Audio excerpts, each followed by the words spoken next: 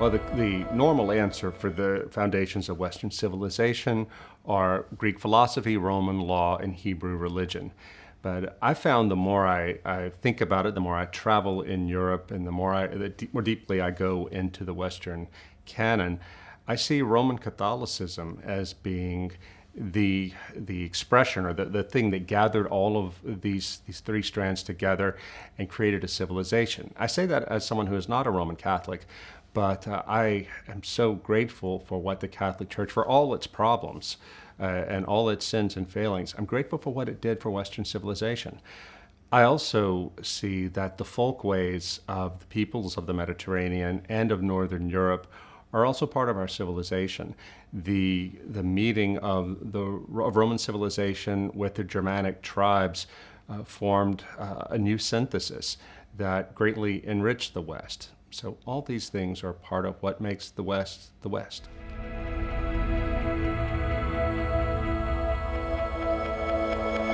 The distinctive achievements are the rule of law and the discovery of the sacred individual and the progressive raising up of the individual in law and society. This is something that is distinctly Western, and I think it's something we have to defend.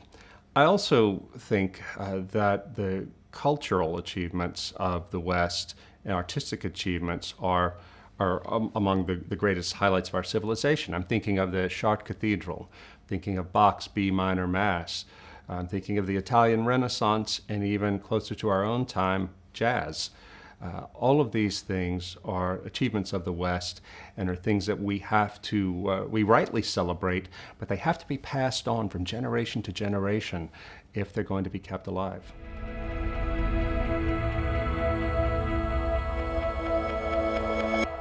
We undervalue the importance of free speech and freedom of religion. In the United States, these are guaranteed by the First Amendment to our Constitution. But a Constitution is only a piece of paper, and it will be the strength of freedom of religion and free speech only depend on the willingness of the people to value those things. I fear that we're losing that in our own time.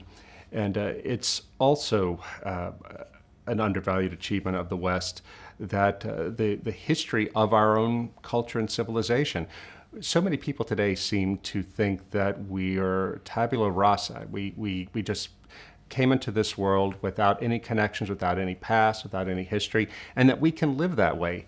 And they only look at the past as the Western civilization as something shameful or cruel. I think that we rightly focus on what went wrong in the West because this is part of our story too. But we are forgetting the things that went right and the things that made us who we are today.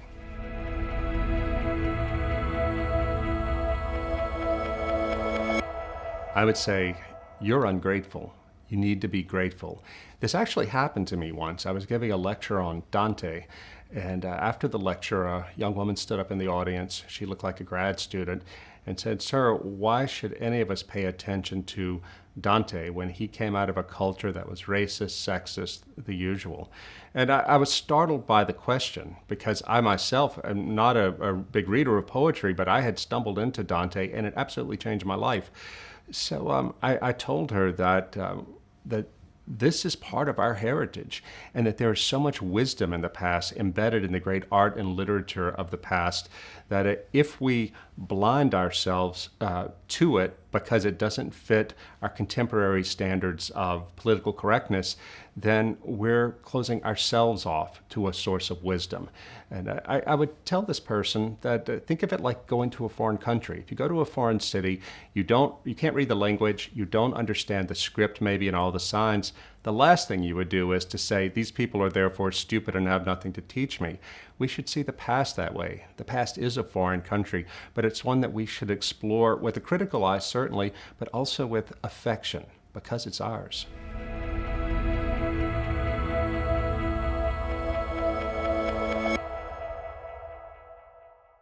You know, it's an interesting question because I wonder if other civilizations, people of other civilizations, Chinese, Indian, and so forth, ever asked themselves that question. It is obvious to them why they would want to study their own civilization and the achievements of that civilization. the fact that we ask this question in the West is a factor or a characteristic of Western civilization. We are very self-critical people, and constructively so if we ask in a spirit of love and respect for the past, not uncritical affection toward the past, but that's what we need to have. And because the West itself is a particular and unique way of seeing reality and of investigating reality with science, with literature, with religion, and so forth.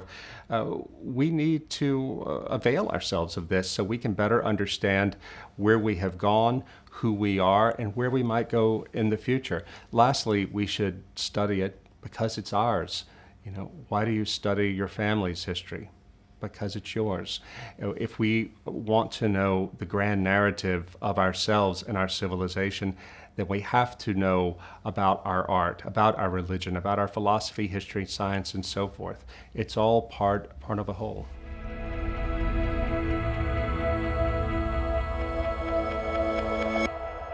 I think the greatest challenge facing the West right now is whether or not it's going to recover its religion, its Christian religion, and if not, as looks unlikely, if not, how do we keep this thing called Western civilization together in the absence of a shared faith? And not just Western civilization as a whole, but in particular liberal democracy, which depends much more on the Christian religion than I think people quite realize. Another great challenge for the West is whether or not we are going to be able to survive the collapse in the birth rates and the fertility rates at a time of mass emigration. And if we are going to have more immigration into our civilizations, how we can hold on to what makes us distinctly Western while also absorbing immigrants. We've been here before. When the Roman Empire fell, that was a time of great turmoil and great chaos. Eventually, a new civilization, a continuous civilization. It wasn't a recapitulation of Rome, but it was something that took Roman characteristics, but added in characteristics from the Germanic tribes and Christianity as preserved by the church.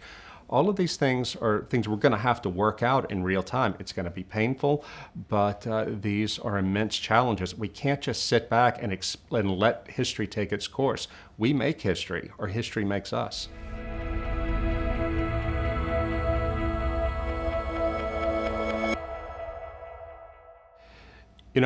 I did not read the Odyssey until my own oldest son, who was 12 years old, started reading it in his classical Christian high school.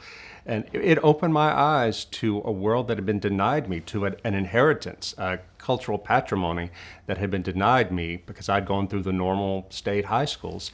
I've seen, as each one of my children has gone through a school like this, I've seen how much it has enriched their understanding, not only of history and of literature, but of who they are and who our family is, believe it or not, because we've read these books together.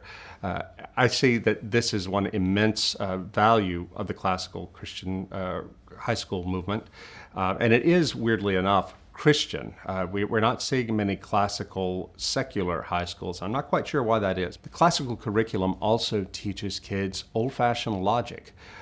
This is so valuable in a culture like ours, which is driven by what the philosopher Alasdair MacIntyre calls emotivism, the idea that if I feel it, it must be true. In these classical schools, the kids are taught actually how to think rigorously, which can be really frustrating to me as a father when I'm trying to discipline my kids or tell them, don't do this, and they'll say, Dad, that's the ad baculum fallacy, or Dad, that's the so-and-so fallacy. It really can be kind of comic, but I'm so grateful that these kids are learning how to control themselves and how to approach the world with reason, not with passion, but with reason.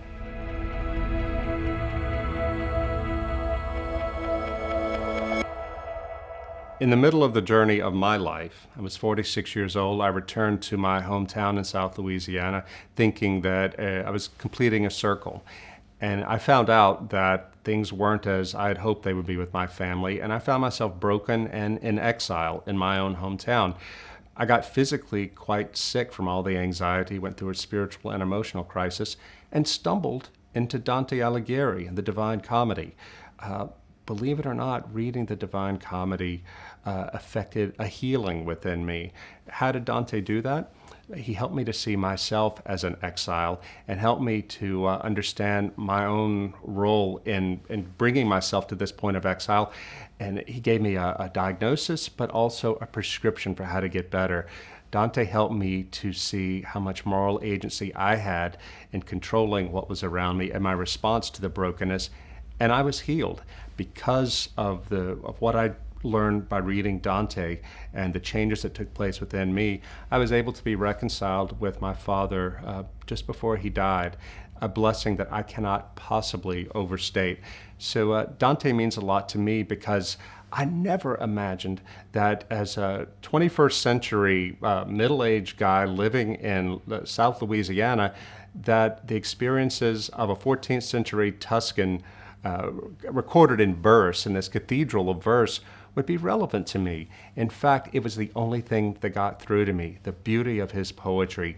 All these truths about the human heart were opaque to me because I had all these defensive mechanisms in place to keep the problems of brokenness in my own heart and soul hidden from myself. But the beauty and the power of Dante's verse pierced that darkness and led me out of the dark wood in a way that nothing else could have done. I wrote a book about it to try to wake up other people who would never pick up the Divine Comedy, like me. I never thought I was capable of reading it, but in fact, it saved my life.